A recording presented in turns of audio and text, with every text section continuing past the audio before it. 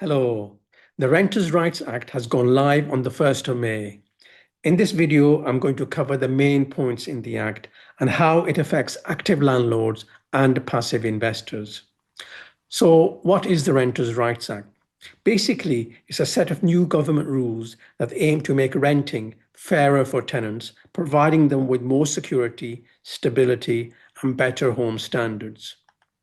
Practically, for the landlord, this means that there are new rules, responsibilities, and liabilities. But who is the landlord?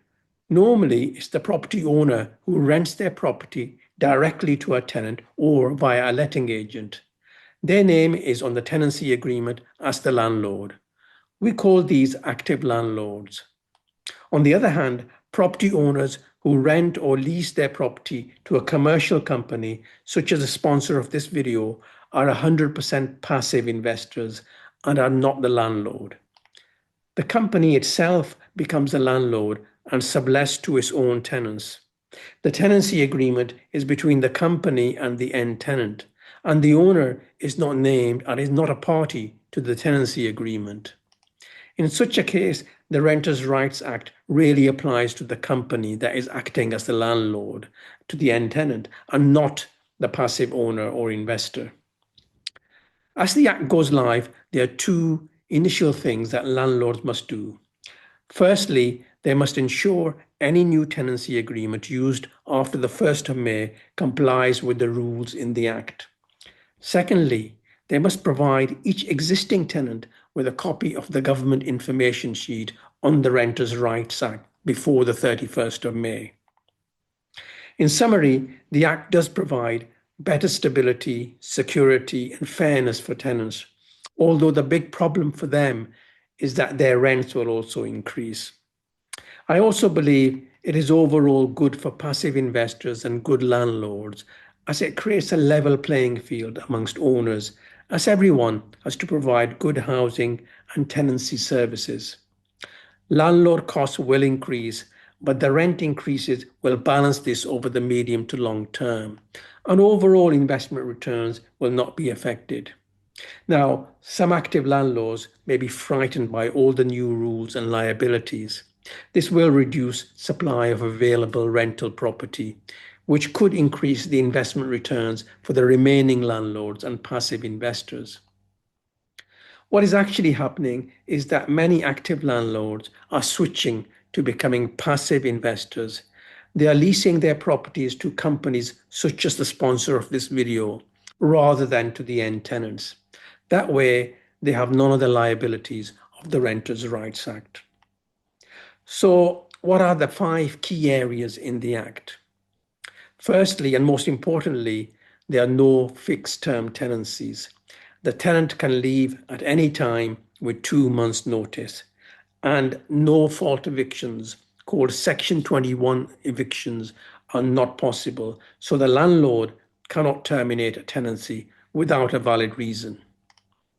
Some common valid reasons are if the rent is 3 months in arrears, the landlord can give 4 weeks' notice to terminate.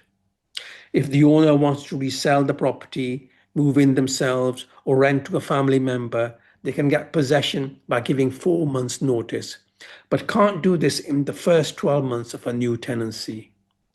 And if after taking possession, the landlord fails to sell or move in and wants to rent it again, they can't do it for 12 months or else they'll get a heavy fine. This is to prevent abuse of this eviction ground by landlords.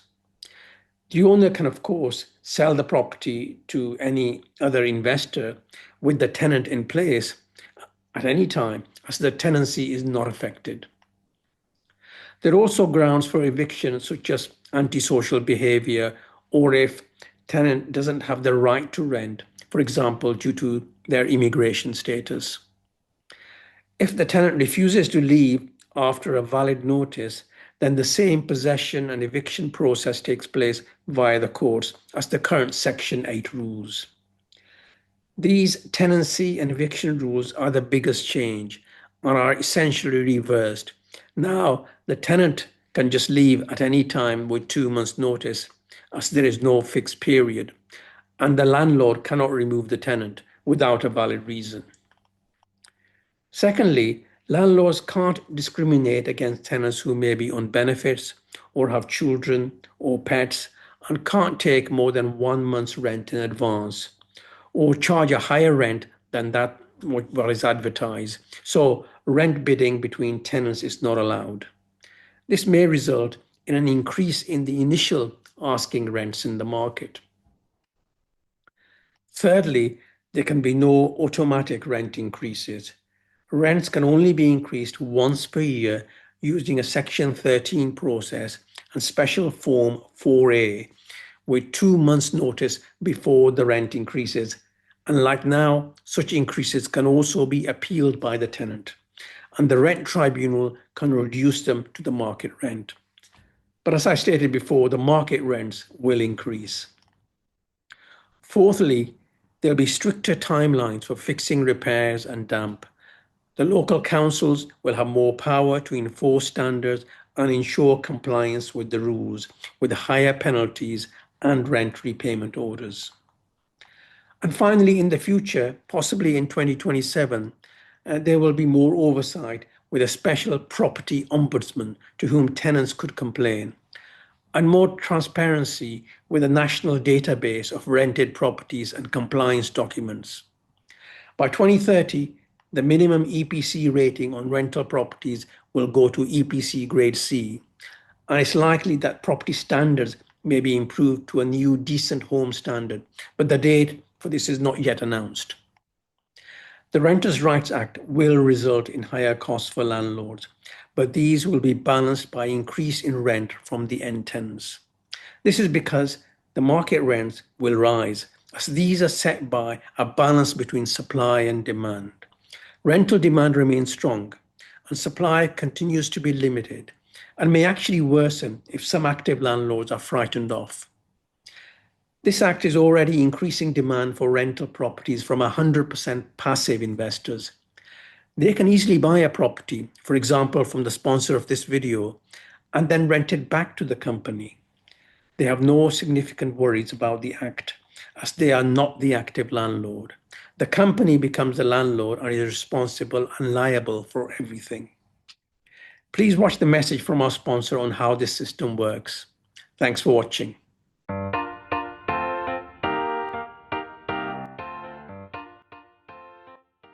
If you want to invest in property and get 7% net rent, long-term capital growth, no costs or liabilities ever, do nothing yourself and be living anywhere in the world, then consider Find UK Property.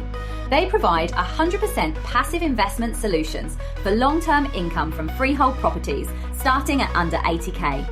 You get a property that is affordable, fully renovated, already rented out, contractually guaranteed and productive from day one.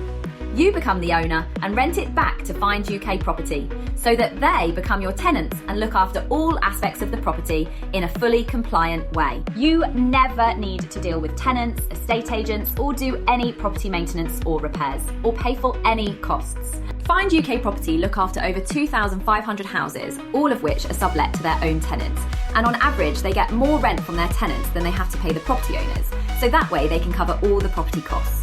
Their solutions are great for those wanting to retire on pension type income or gradually build large property portfolios passively in a tax efficient manner. Please visit the website at findukproperty.com and speak to a consultant today.